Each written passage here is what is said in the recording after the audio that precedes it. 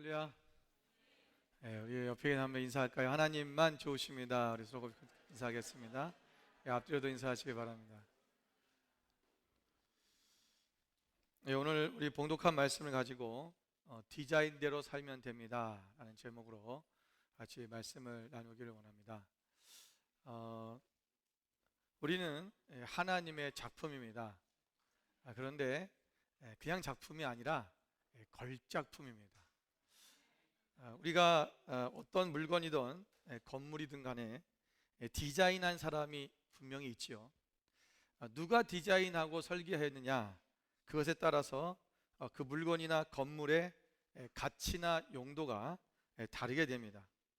유명한 화가가 그린 그림이라면 아주 유명한 그러한 명록 있는 그런 미술관에 전시될 것이고요, 그리고 한 수억 원의 가치가 매겨질 것입니다.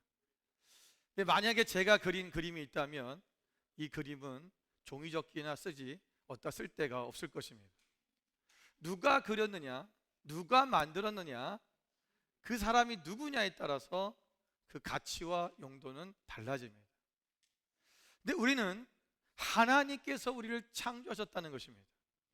위대하신 하나님, 만군의 여호와 하나님, 온 열방과 이 우주 만물을 만드신 그 하나님이 창조하셨기 때문에 우리 또한 그 가치가, 우리가 하나님이 창조하셨기 때문에 가치가 있고 우리는 엄청난 하나님의 쓰임받는 그런 용도가 될 것입니다.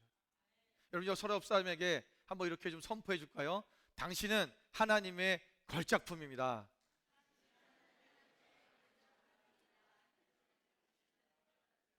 여러분, 걸작품을 바라보는 그 자세가 틀렸어요. 여러분, 걸작품을 봤는데 당신은 하나님의 걸작품입니다, 이게 말이 안 되죠. 여러분이 어떤 유명한 명화를 딱 봤다, 그 앞에 여러분이 섰다, 어떤 마음이겠어요? 어떤 심정으로 여러분이 얘기했어요? 와, 걸작품이다 이러지 않겠어요? 걸작품이네, 이렇게 이러지 않잖아요. 우리가 좀 다시 한번 여러분 옆에 있는 분들에게 당신은 하나님의 걸작품입니다, 좀 뭔가 좀 감동스럽게, 감격스럽게 좀 한번 그렇게 선포해 주시기 바랍니다. 다시 한번 선포하겠습니다. 당신은 하나님의 걸작품입니다. 아멘.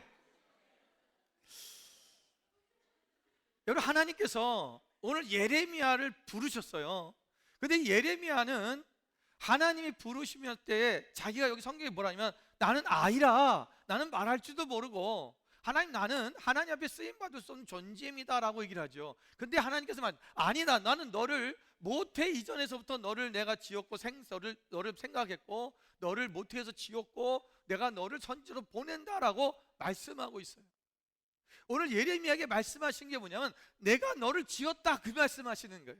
나는 너의 디자이너다 라고 말씀하시는 거죠. 나는 너를 설계했고 나는 너를 만들었고 너의 삶의 모든 것을 계획했다 라고 말씀하고 있는 거예요. 오늘 저는 이 본문의 말씀을 가지고 우리가 좀 건축이나 어떤 디자인이라고 하는 이 개념 속에서 하나님이 우리 삶 가운데 디자인 대신 우리가 디자인 하셨는데 그 디자인대로 살아가려면 우리가 어떻게 살아야 되는가 라는 것을 이 말씀을 통해서 같이 좀 살펴보려고 하는 것입니다. 첫 번째로, 여러분, 하나님의 말씀은 매뉴얼입니다. 여러분, 우리가 하나님 오늘 4절의 말씀에 보면 여호와의 말씀이 내게 임하느니라 그랬어요. 여러분, 하나님의 말씀이 예레미야에게 임했다라는 것입니다. 여러분, 말씀이 임했다고 하는 것은 그 말씀이 그에게 어떻게 하라고 하는 어떤 지시사항, 어떻게 해야 되는 설명서를 주었다라는 거예요. 다시 말하면 매뉴얼이 주어졌다는 것입니다. 여러분, 오늘 우리 안에 하나님께서 우리에게 주신 매뉴얼이 있는데 우리가 어떻게 살아야 되는가, 우리가 어떤 모습으로 나가야 되는가, 내가 어떻게 살아가는 것이 건강한 삶이고 하나님 원하신 삶이고 축복된 삶인가를 이미 매뉴얼을 주셨는데 그 매뉴얼이 뭐냐 하면 바로 성경이에요. 하나님 말씀이라는 것입니다. 여러분, 이 매뉴얼은 우리가 그 매뉴얼대로 하면 그 기계를 올바로 사용할 수 있지요. 그리고 고장나지도 않아요. 그런데 내가 하고 싶은 대로 내 마음대로 작동하면 또는 그렇게 만들면 문제가 생깁니다. 제가 예전에 집에 이제 책꽂이가 하도 오래돼 갖고 부서져 가지고 책꽂이를 산 적이 있어요. 오래전 얘기입니다. 그런데 그 책꽂이를 어느 이 가구점에서 샀는데, 그 가구점은 전부 다 내가 조립을 해야 돼요. 근데 이걸 조립을 하는데 제가 생각할 때 책꽂이니까 밑에서부터 붙이고 되겠다 싶은 거예요. 그래서 그렇게 순서대로 했어요. 근데 이상하게 마지막에 가서 안 되는 거예요. 그리고 이것을 다시 뜯어야 되는 거죠. 그래서 매뉴얼을 그때 다시 보니까, 거기에서 나와 있는 매뉴얼을 보니까 제가 순서를 바꾼 거예요. 거기서 하라는 순서대로 해야지만이 이게 정확하게 마지막에 맞물리는 거예요. 그러니까 디자인한 사람이 디자인한 대로 그대로 해야 되는데, 제 생각에는 이렇게 하면 되겠지? 너무 간단한 거니까. 이게 무슨 가구가 무슨 뭐 멋있는 휘황찬란한 무슨 복잡한 가구도 아니고, 채권 가구 그거 하는데 뭐 어렵겠어요. 그런데 제 생각으로 했다가 다시 뜯어서 다시 하는, 그래서 시간을 2배로 걸리는 그런 일이 있었습니다. 여러분, 우리가 매뉴얼을 의심하는 사람은 없지요. 누군가 자동차 매뉴얼이나 어떤 컴퓨터 매뉴얼이나 매뉴얼을 보면서 이거 틀린 거 아니야? 이대로 하면은 잘못되는 거 아니야? 이대로 했다가 자동차 고장나는 거 아니야? 여러분, 이런 사람은 한 명도 없어요. 우리는 매뉴얼을 절대적으로 신뢰합니다. 그리고 그 메카닉이나 고치는 모든 사람들이 그 매뉴얼을 보고 그대로 고칩니다. 여러분, 우리가 세상의 그런 매뉴얼도 절대적으로 신뢰하면서, 여러분, 하나님이 우리에게 주신 매뉴얼, 그 말씀을 우리가 볼 때마다 의심하고, 정말 그럴까? 그렇게 될까? 그 옛날이야 되는 거 아니야? 지금은 아니겠지? 그건 그 사람에게만 통한 얘기지 나에게는 아니겠지? 여러분, 그렇게 의심하며 또는 잘못되었다고 자기 마음대로 자기가 하고 싶은 대로 매뉴얼을 바꾸는 사람은 없다라는 거죠. 여러분, 하나님의 말씀이 그렇다면 그런 줄 알면 됩니다. 매뉴얼에서 그렇다 그러면 그런 줄 알면 되는 거예요. 그대로 하면 되는 거예요. 그게 우리에게 복된 삶이고, 우리 인간이 하나님이 우리를 창조하셨기 때문에 그 창조하신 분이 나를 제일 잘 아시는 거죠. 그대로 하면 되는 거예요. 오늘 예레미야가 이 활동하던 시기는 요시야 왕부터 시드기야 왕까지의 기간, 총 5왕을 섬겼습니다. 요시야 왕, 아하스 왕, 그 다음에 여호야김, 시드기야 왕 때 나라가 망하죠.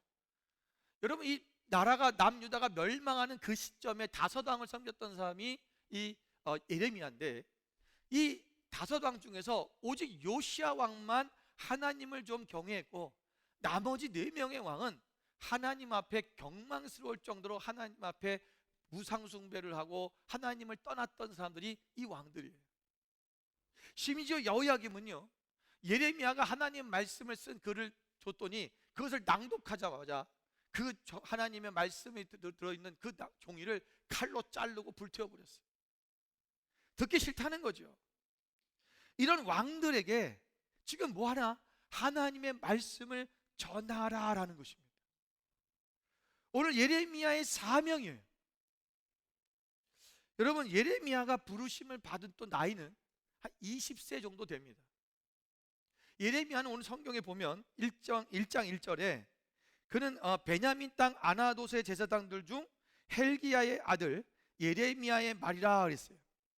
그는 제사장의 지파라는 것입니다. 제사장 가문이라는 거예요. 그러면 이 예레미야는 제사장이 될 사람이었어요. 근데 보통 제사장은 30세가 돼야지만이 제사장직 역할을 할 수 있습니다. 그러니까 아직 이 예레미야는 제사장직 역할을 해본 적이 없어요. 그러니까 하나님의 일을 해본 적이 없는 사람이에요. 나이 20이고 아직 세상의 사회적으로 그가 어떠한 주의 종으로서의 일을 해보지 않았는데, 지금 하나님께서 그를 부르신 거예요. 그리고 말씀하시기를 지금 네가 이 패역한 왕들과 패역한 백성들에 가서 하나님의 말씀을 전하라 하라는 거예요. 심지어 예레미야가 전해했던 말씀들은요, 대부분 어떤 거냐면 이 남유다가 망할 거라는 거죠. 바벨론의 포로 될 거라는 거죠. 그들이 쳐들어오면 싸우지 말라는 거예요. 너 항복하라는 거예요. 그리고 네가 평안히 바로로 잡혀가라 그냥. 그리고 거기서도 너희가 그 땅의 평안을 위해서 기도해라. 그리고 70년 잘 있다가 있으면 하나님이 돌아오게 할 거다. 이 말도 안 되는 얘기죠. 완전 매국노 같은 얘기예요. 이거를 좀 전해야 되는 거예요. 여러분, 그런데 오늘 예레미야는 하나님이 말씀하신 그대로 전했다는 거예요. 그 패역한 왕들에게, 그 몰상식한 백성들에게 하나님이 말씀하신 그대로, 그 말씀 매뉴얼 그대로 그들에게 전했다라는 것입니다. 여러분, 사역에 대한 경험도 없고 나이도 아직 미숙하고, 그렇지만 하나님이 말씀이 임하니까, 하나님의 말씀이 그에게 임하니까 말씀대로 했다라는 거예요. 여러분, 하나님 말씀이 임한다는 것은 뭡니까? 우리가 말씀이 내 안에 들어왔다는 거예요. 여러분, 왜 성경을 읽고 계십니까? 여러분, 왜 성경의 말씀을 묵상합니까? 여러분, 왜 교회 와서 주일날 또는 수요일날, 금요일날 와서 설교 말씀을 듣습니까? 우리가 말씀을 읽고 묵상하고 듣는 목적과 이유가 있는 거예요. 그래서 내가 성경을 다 읽었다, 통독했다, 그 나의 성취감을 느끼기 위한 것입니까? 아니면 내가 말씀을 묵상하면서 내 마음에 어떤 평안함, 오늘 하루도 하나님이 함께 하시겠다고 하는 그런 나의 안정감을 갖기 위한 겁니까? 아니면 주일에 말씀을 들을 때 내가 그 말씀 속에서 은혜가 돼서 은혜 있는 말씀으로 내가 한 일주일을 살 수 있도록 힘을 얻기 위하여 듣는 것입니까? 여러분, 성경을 읽던 묵상하던 하나님 말씀을 설교를 듣든 간에 그 말씀이 내 마로 내게 다가와서 그 말씀이 나의 신비의 가슴에, 나의 마음밭에 심어질 때 그냥 그것으로 끝나는 것이라, 그게 내가 은혜가 됐다고 하는 것은 그 말씀을 가지고 내가 그대로 살겠다고 하는 그런 다짐을 하는 거 아니겠습니까? 오늘 말씀이 우리 가운데 임했다라는 것은 그 말씀 그대로 살겠다고 하는 우리의 고백이 되는 것입니다. 말씀대로 살라는 것입니다. 그게 우리의 매뉴얼이라는 것입니다. 여러분, 하나님 말씀이 임하면 사람은 반드시 변해야 됩니다. 여러분, 베드로는 그 배, 예수님께서 자기 배에 오르셨을 때 타이반으로 그냥 그 안에 있다가 보니까 예수님의 가장 가까이에서 예수님의 말씀을 들었어요. 그가 말씀을 들었을 때 그의 모든 사고와 가치관과 그의 이상과 그의 모든 경험과 경력은 다 사라지고 오직 그분의 말씀에 따라 행하는 거예요. 내가 말씀에 의지하여 그물을 내리리다. 그는 고기를 잡는 어부였지만 이제 하나님의 말씀이 그에게 임하자 그는 사람을 낚는 어부가 되었습니다. 변화가 일어나는 거예요. 마태와 삭개와 같이 세리로서 그 당시에 이스라엘 민족들에게 가장 조롱을 받고 비웃음을 샀고, 그리고 그들의 질시를 받았던 그런 직종이었던 세리들이, 그들이 예수 그리스도의 말씀을 듣자 그들은 변화되어 자신의 잘못을 뉘우치고 하나님 앞에 돌이키고 그들은 예수를 따르는 제자가 되었습니다. 여러분, 존 뉴턴이라고 하는 목사님은 과거에 여러분 노예를 팔고 노예를 사는 그런 상인이었습니다. 그런데 하나님 말씀이 그에게 임했을 때 그는 그것이 잘못된 삶이라는 걸 깨달았고, 그는 하나님 앞 종이 되었고 이제는 생명을 살리는 하나님의 사람이 되었습니다. 여러분, 이것이 당연한 일입니다. 하나님의 말씀이 임했다면 그 매뉴얼대로 사는 사람은 변화가 일어나야 되는 것입니다. 그런데 오늘날 우리가 삶을 보면 많은 사람들이 도리어 하나님의 말씀이 우리 가운데 이루어질도 불구하고 변화되는 이런 사건이 희귀해지는 그런 시대에 우리는 살고 있습니다. 변하려고 하질 않아요. 변화가 무엇인지도 모르고 변화가 왜 필요한지도 알지 못하며 그냥 나는 나야, 이대로 사는 게 좋아라고 사는 사람들이 너무나 많다라는 거예요. 우리가 하나님을 만났다면, 우리가 하나님 말씀이 우리 가운데 임하였다면 우리는 그 말씀 따라 바뀌어가야 돼요. 내가 이전에 화를 잘 내는 사람이었다면 내가 그리스도의 성품답게 인내하고 오래 참음을 배우는 거예요. 내가 이전에 세상의 유혹을 쫓아가는 삶이었다면 이제는 하나님 나라의 백성답게 거룩한 삶으로 나아가기로 결단하는 거예요. 이것은 우리가 예수를 믿었다고 해서 자연적으로 이루어지는 게 아니라 내가 온전히 하나님의 말씀이 내가 임해서 나는 그 말씀대로 살 거야 라고 하는 그러한 하나님의 말씀 안에서 우리의 결단이 있어야 되는 거예요. 그게 변화의 시작입니다. 히브리서 4장 12절 말씀에 보면 하나님의 말씀은 살아있고 활력이 있어 좌우의 날선 어떤 것보다도 예리하며 우리의 혼과 영과 및 관절과 골수를 쪼개기까지 한다고 말씀하셨습니다. 여러분, 하나님의 말씀은 이런 능력이 있는 것입니다. 말씀이 매면 우리의 모든 뭐예요? 생각, 혼과 영, 우리의 영혼이라는 거예요. 그리고 우리의 관절, 우리의 골수, 이런 모든 것들, 이 뭐야? 우리의 모든 육신의 전부예요. 나의 영과 영혼과 나의 육의 모든 부분들이 다 쪼개지고 갈라지고 다시 새로운 모습으로 바뀐다는 거예요. 새롭게 창조한다는 것입니다. 쪼개고 깎고 다듬고, 그래서 완전히 새로운 모습으로 만드는 것, 그것이 변화예요. 오늘 말씀이 우리 가운데 임하면 그 일이 일어나는 것입니다. 여러분, 하나님의 말씀은 하나님의 감동으로 된 것입니다. 그래서 그것은 교훈과 책망과 바르게 함과 의로 교육하기에 유익하다 그랬어요. 여러분, 우리의 삶의 매뉴얼을 잊지 마십시오. 오늘 이 성경의 말씀을 늘 우리의 삶의 기치로, 방향으로, 우리가 어떻게 살아야 될지, 어떻게 내가 사는 것이 고장나지 않고 온전히 사는 방법인지를 말씀을 통해서 아는 거예요. 여러분, 이 매뉴얼을 여러분 날마다 손에 떠나가지 않게 하시고 날마다 우리의 마음에 늘 묵상하며 그 말씀을 듣고 말씀대로 행하는 저 여러분 되시기를 주님의 이름으로 축원을 드립니다. 두 번째는 하나님은 우리의 디자이너이시라는 것입니다. 여러분, 오늘 성경에 보면 하나님께서 예레미야에게 나는 너를 창조한 디자이너다, 창조자다 라고 말씀하고 있는 거예요. 이 말씀이 오늘 우리에게 굉장히 중요한 이유가 있어요. 왜냐, 나를 누가 만들었느냐, 나는 어떤 존재이냐 라고 하는 것이 우리 가운데 먼저 이것이 내가 나의 아이덴티티나 정체성이 정확하게 되어 있지 않으면 우리는 자꾸 쓰러지고 넘어지게 됩니다. 오늘 예레미야에게 오늘 5절 말씀에 하나님께서 이렇게 말씀하십니다. 내가 너를 모태에 짓기 전에 너를 알았고 내가 배에서 나오기 전에 너를 성별하였고 너를 여러 나라의 선지자로 세웠노라 하시기로 그랬어요.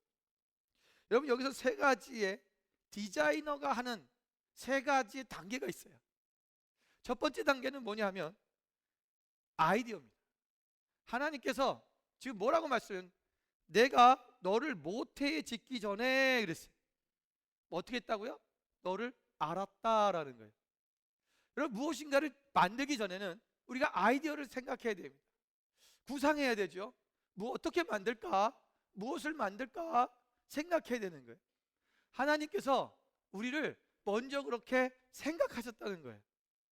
그래서 내가 너를 만들기 이전에 너를 알았다. 난 너를 먼저 그냥 어느 날 뚝딱 하다 보니까 툭 튀어나온 게 아니라는 거예요.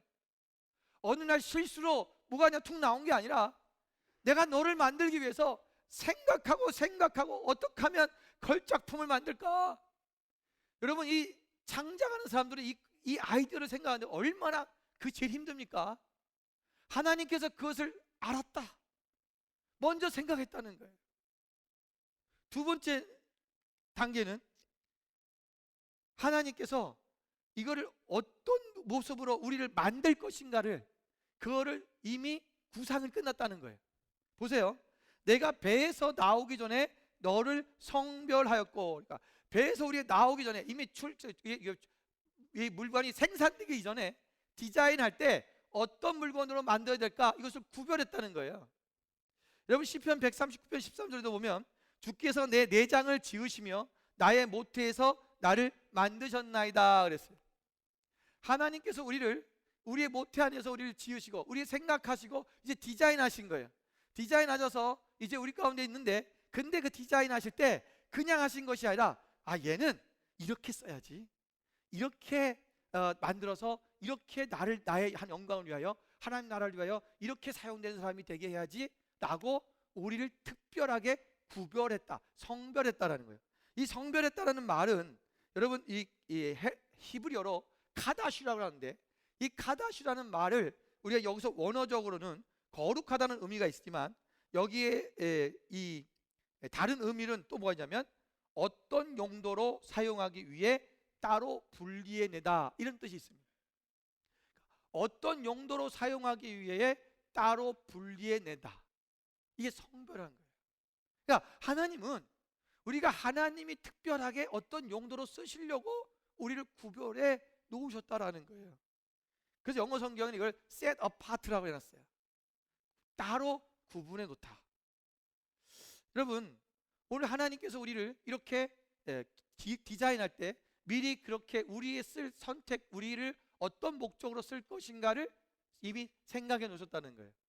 세 번째 작업은 뭐냐면, 이제 하나님께서는 우리로 하여금 하나님이 정해놓은, 하나님이 우리에게 무엇을 해야 될 것에 대한 우리의 정체성, 다시 말하면 우리가 이제 쓰임 받아야 될 우리의 그 용도에 대해서 말씀하는 거예요. 여기 보면 하나님께서 뭐라고 말씀하셨냐면, 너를 여러 나라의 선지자로 세웠노라 그랬어요. 사실 예레미야는요, 제사장 가문에서 태어났어요. 그 제사장 가문에 태어났으면 뭐가 돼야 되는 거야? 제사장이 돼야 되는 거예요. 그러니까 우리가 제사장의 가문에서 태어났기 때문에 제사장이 돼야 되는데, 오늘 하나님께서는 이 예레미야를 뭘로 부르셨냐면 선지자로 부르셨다는 거예요. 아니, 그럼 하나님 선지자로 쓰실 거면 그냥 선지자로 처음부터 부르면 꼭 제사장 가문에 왜 태어나게 하셨느냐? 여러분, 이가 제사장의 가문에 태어나면서부터 선지자로서의 역할을 감당할 수 있는, 준비할 수 있도록 하나님께서 여러 가지를 준비시켜 놓으신 거예요. 여러분, 사도 바울을 보면 우리가 잘할 수 있어요. 여러분, 사도 바울을 보면 사도 바울이 율법주의가 아주 만연한 그 바리새파에서 태어났어요. 여러분, 이 사람이 하나님께서 이 사람을 하나님 예수 그리스도를 전파하는, 복음을 증거하는 그런 복음 전도자로, 사도로 세우실 거였다면 꼭 그런 데 태어나게 안 해도 되잖아요. 여러분, 이 일 때문에 사실 사도 바울은 자기가 예수 믿는 사람들을 그 바리새인의, 유대인의 그 열정으로 예수 믿는 사람을 잡아 죽이는 실수도 범했어요. 그런데 하나님께서는요, 오늘 이 바울을 통해서 온 열방의 복음을 증거하는 사람을 만들기 위하여 그를 학문적으로나 또는 그가 종교적으로나 모든 부분에서 그가 부족함이 없게끔 크게 만드셨어요. 그래서 그를 통하여서 언어적인 것을 준비하게 하셨고요, 하나님께서는 그를 통해서 유대인들에게 복음을 전할 수 있는 길을 열게 만드셨고요, 그를 통해서 이방인들에게 복음을 전할 수 있도록 길을 여셨어요. 그러니까 하나님께서는 왜 그랬을까 우리는 알지 못하는데, 우리의 그 삶, 우리의 태어난 가정 환경, 여러 가지들이 결국은 나중에 보면 하나님이 이렇게 쓰시려고 그를 그렇게 준비했다는 것을 우리는 알 수 있는 거예요. 저는 어렸을 때 그런 생각을 많이 했습니다. 아, 내가 부잣집에 태어났었으면, 정말 아무것도 부족함이 없는 그런 집에 태어났으면 내가 얼마나 좋았을까. 근데 내가 왜 가난하고 왜 이런 집에 태어났을까? 왜 나는 우리 아버지가 군인인데 그 군인 자녀로 태어나가지고 맨날 군대 생활처럼 생활하고, 그게 왜 나를 이렇게 힘들게 했을까? 그런데 지나고 나면 보니까요, 하나님이 저를 목사를 만들기 위한 과정이었어요. 여러 가지 그것을 통해서 제가 준비된 것들이 있어요. 여러분, 갈라디아서 1장 14절 15절 말씀에 보면 이 사도 바울이 이렇게 고백을 합니다. 내가 내 동족 중 여러 영갑자보다 유대교를 지나치게 믿어 내 조상의 전통에 대하여 더욱 열심히 있었으나 그러나 내 어머니의 태로부터 나를 택정하시고 그의 은혜로 나를 부르신 이가. 이 사도 바울이 그가 자기보다 나이가 많은 유대인들보다도 유대교를 지나치게 믿었다는 거예요. 그 정도로 전통에 대해서 열심히 있는 사람이었다는 거죠. 그런데 하나님은 그를 택하셔서 예수 그리스도의 복음을 전하는 자로 삼으셨다는 거예요. 우리를 쓰시는 것은 하나님의 마음입니다. 하나님의 결정이죠.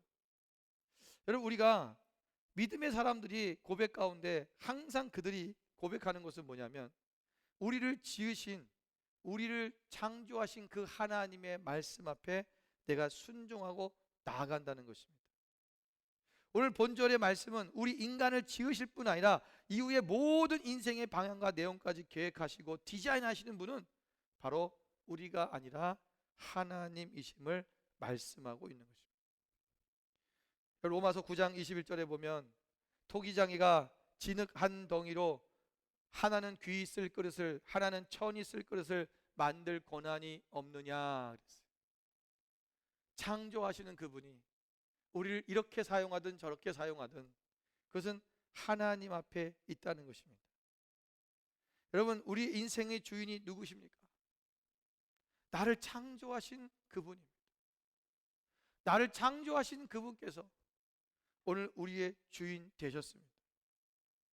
우리의 인생을 디자인하시고 계획하시는 분이 하나님이심을 인정하고 계시다면 우리의 몸과 마음과 인생의 모든 것을 온전히 하나님께 맡기고 우리가 하나님께 순복하는 삶을 사시기를 주님의 이름으로 축원을 드립니다. 시편 37편 5절 6절에 이렇게 말씀하셨습니다. 내 길을 여호와께 맡기라. 그를 의지하면 그가 이루시고 내 의를 빛같이 나타내시며 내 공의를 정오의 빛같이 하시리로다. 우리가 하나님 앞에 모든 것을 맡기라. 우리의 길을 맡기십시오.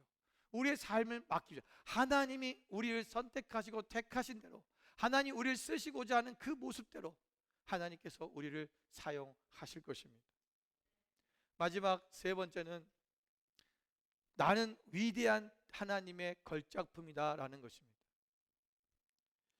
여러분, 우리는 하나님의 걸작품입니다.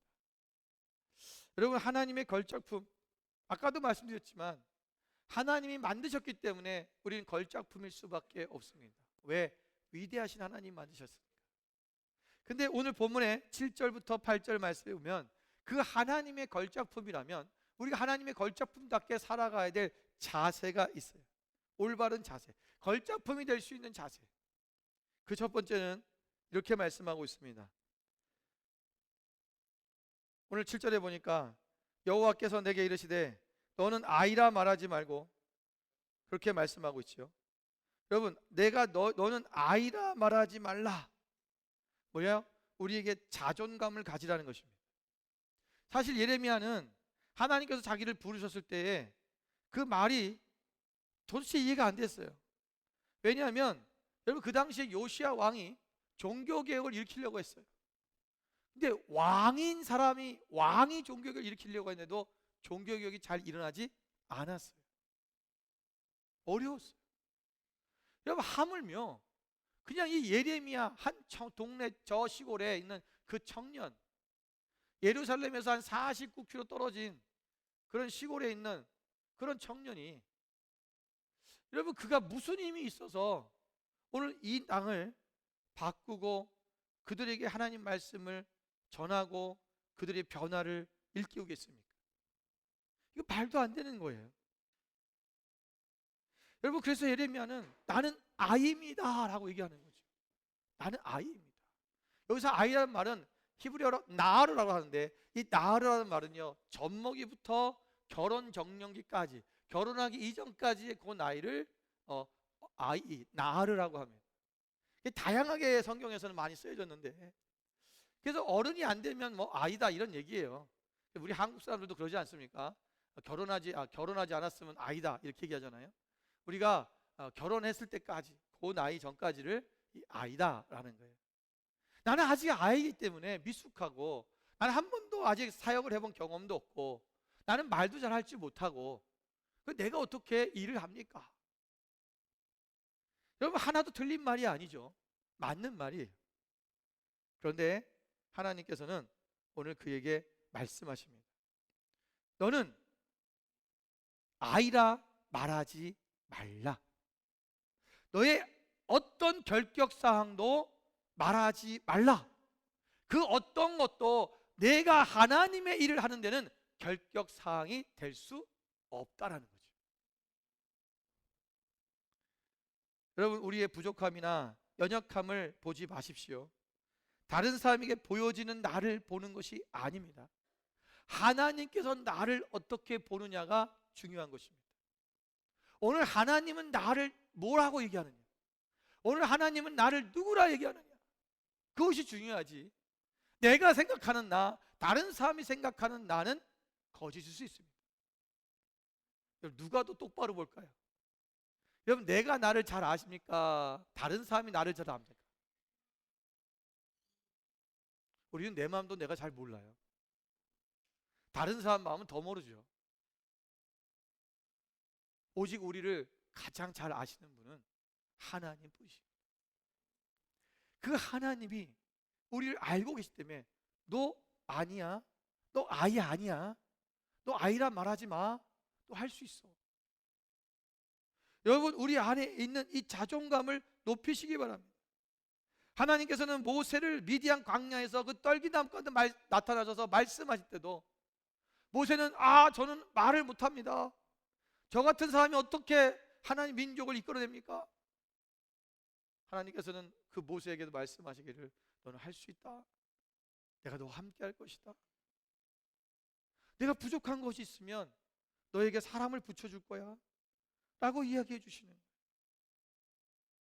여러분, 하나님의 일은 인간적인 조건이나 능력이 아니라 오직 하나님의 영과 하나님의 능력으로만 되는 것입니다. 오늘 우리의 부족함을 보지 마십시오. 오직 하나님께서 우리에게 말씀하셨다면 하나님 그렇게 하겠습니다, 아멘 하고 나갈 수 있는 그런 여러분 되시기를 주님의 이름으로 축원드립니다. 두 번째로는 우리가 말씀하신 대로 하라는 것입니다. 내가 너를 누구에게 보내든지 너는 가며 내가 네게 무엇을 명하든지 너는 말할지니라 라고 말씀했죠. 여기 이 말은 뭐예요? 내가 너를 보내면 가고 너 말하라고 말해, 이 얘기예요. 아주 단순한 겁니다. 심플한 거죠. 여러분, 우리가 하나님의 걸작품은요, 그 걸작품이 되려면 어떤 걸작품으로서 삶을 사는 것은 아주 간단한 거예요. 단순한 거예요. 하나님이 가라 하면 가고 멈추라면 멈추고 가라 하는 곳에 가고 하나님 말하라는 것은 말하면 되는 거예요. 그럼 된 거예요. 여러분, 하나님이 우리를 디자인하고 하나님이 만드셨고 그분의 주권적 명령 앞에서 무조건 아멘하고 순종하면 된다는 것입니다. 하나님의 작품은 하나님께서 명령하신 것에 대해서 여러분 어떤 식이나 방법이나 또는 어떤 우리가 무엇을 말해야 되는 것에 대해서 우리가 하나님 앞에 타협하거나 우리가 조건을 달고 우리가 하나님 앞에 나가는 것이 아닙니다. 우리는 늘 하나님 말씀하시면 그런데요, 그래서요, 어떻게 될 건데요? 우리 계속 하나님 앞에 물어요. 여러분, 하나님도 계속 묻는 것이 아니에요.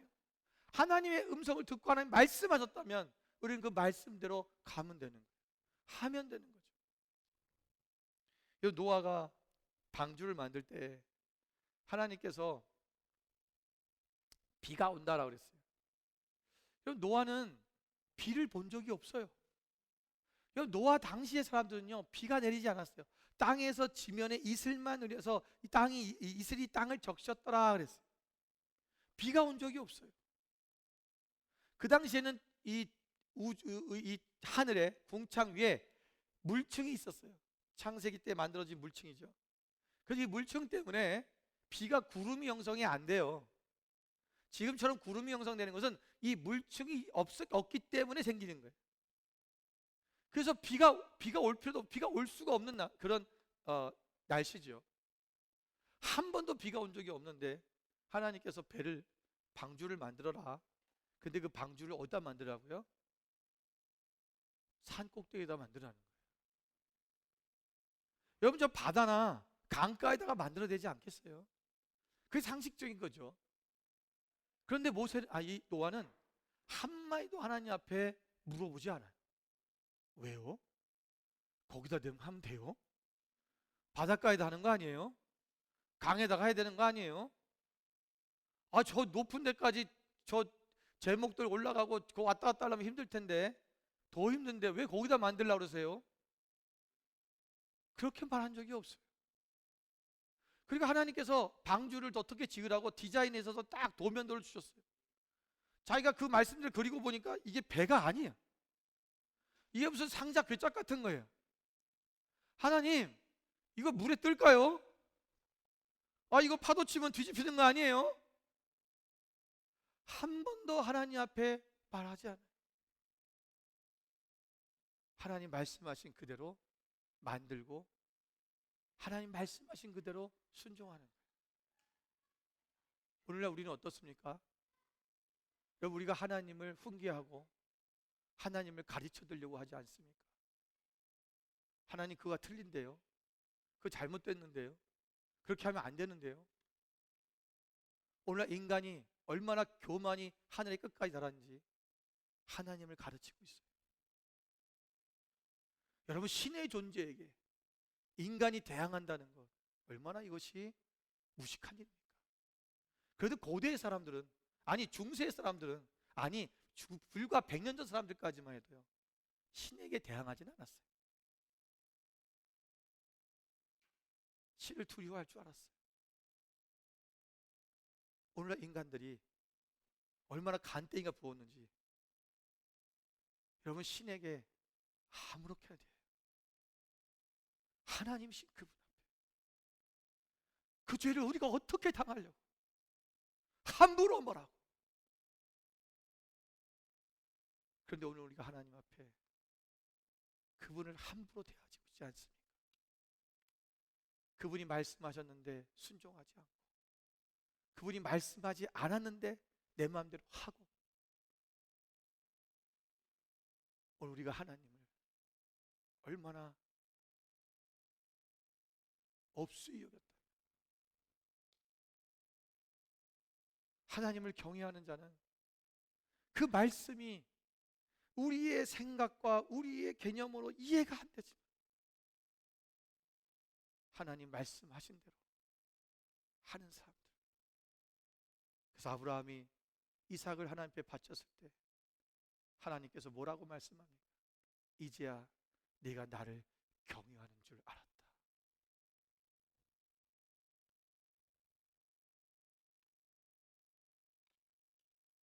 여러분, 세 번째는 하나님이 함께 하신다는 것을 기억하라는 것입니다. 오늘 8절을 보면 너는 그들 때문에 두려워하지 말라, 내가 너와 함께하여 너를 구원하리라. 이 말씀을 지역하면 여긴 동사 하나가 빠졌는데요, 있다라는 동사 하나가 빠졌어요. 그래서 이 동사를 생략한 거예요. 그러니까 동사가 없는 문장은 없잖아요. 근데 이 동사를 생략했는데, 그러면서 이것을 지역하면 뭐냐면 내가 너와 함께 있기 때문이다 라는 거예요. 너 두려워하지 마. 왜? 내가 너와 함께 있기 때문이야. 근데 이 있다라는 말은요, 우리가 이 히브리어로 하얀데, 이 하야라는 동사를 여기서 뺀 이유가 있어요. 왜냐하면 이 동사가 들어가면 우리가 완료가 되든지 미완료가 되든지 둘 중에 하나가 돼야 돼요. 그런데 이 동사를 뺨으로 말미암아 계속된 진행이 되는 거예요. 그러니까 항상 있는 거예요. 그래서 여러분, 이 성경의 이 문장들은요 정말 놀라운 게, 우리가 그래서 원어를 알아야 된다는 이유가 뭐냐면, 이 원어적으로 파악을 하면요, 여기에 하나님의 그 말씀의 의미가 너무 완벽하게 들어가 있는 거예요. 그런데 오늘 이 말씀이, 여러분 보세요, 이 말씀이 그냥 예레미야가 쓴 게 아니라 하나님이 말씀하신 것을 쓴 거죠. 그러니까 하나님이 이렇게 말씀하셨다는 거예요. 그러니까 이 있다라는 동사를 빠지고 하나님 말씀하셨다는 것은 나는 너와 항상, 지금, 언제든지 지금 너와 함께 있어, 이 얘기하는 거예요. 여러분, 그것은 상황과 환경에 따라 바뀌는 게 아니라는 거예요. 내가 지금 나이트클럽에 있으면 하나님이 나와 함께 있지 않을까요? 내가 지금 어려운 가운데, 힘든 가운데, 정말 내 마음이 무너지고 있는 그 상황 속에 하나님은 나와 함께 있지 않을까요? 내가 지금 뭔가 화가 나서 지금 소리를 지르고 화를 내고 있을 때 하나님은 나와 함께 있지 않는 걸까요? 어떤 환경에도, 어떤 상황에도 하나님은 지금 나와 함께 있다라는 것입니다. 그걸 아는 사람은요, 하나님의 걸작품 같이 사는 거예요. 왜? 하나님이 지금 나와 함께 있는데 나의 감정이나 나의 어떤 상황이나 나의 어떤 모습이 상관하지 않습니다. 그거랑 관계없는 거예요. 그것 때문에 하나님이 있고 없고가 달라지는 것이 아니라는 것입니다. 여러분, 하나님의 일을 앞두고 배운 것이 없다고 망설이십니까? 지혜와 모략의 신이신 하나님께서 함께 하심을 믿으십시오. 돈과 재물이 없다고 주저하고 계십니까? 은도 내 것이요 금도 내 것이라고 말씀하신 그 하나님께 기도하십시오. 여러분, 도와줄 사람이 없어서, 함께 할 사람이 없어서 못하겠다고 그렇게 물러나려 하고 계십니까? 나 홀로 남았다고 호소하는 엘리야에게 바알에게 무릎 꿇지 않는 7천의 사람을 남겨뒀던 그 하나님, 오늘 그 엘리야의 하나님 앞에 여러분 도움을 요청하십시오. 신체적인 연약함이 있으십니까? 오늘 우리의 모든 연약함을 치료하시고 고쳐주시는 예수님께 의탁하십시오. 하나님은 우리와 함께 있습니다. 마태복음 28장 20절 말씀에 오면 예수님께서 제자들을 떠나시면서 마지막으로 하신 말씀이, 내가 너희에게 분부한 모든 것을 가르쳐 지키게 하라. 볼지어다 내가 세상 끝날까지 너희와 항상 함께 있으리라. 여러분, 하나님이 우리와 함께 계십니다. 하나님의 걸작품은 여러분 자존감이 높아야 됩니다. 나는 아이가 아닙니다. 할 수 있습니다. 그리고 하나님 말씀하셨다면 말씀하신 대로 하시면 됩니다.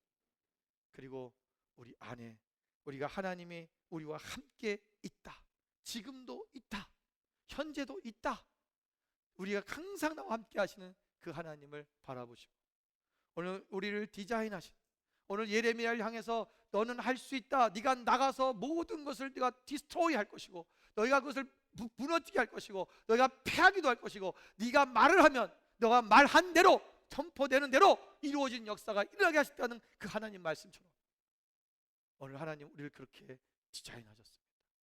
여러분이 하는 말 한마디 한마디가, 여러분이 하는 그 행동 하나하나가 여러분 이 세상에 나가 영향을 끼칠 것이고, 여러분 때문에 생명이 살아나고, 여러분 때문에 악한 것이 떠나가고 어두운 것이 물러가는 놀라운 역사가 일어나게 될 것입니다.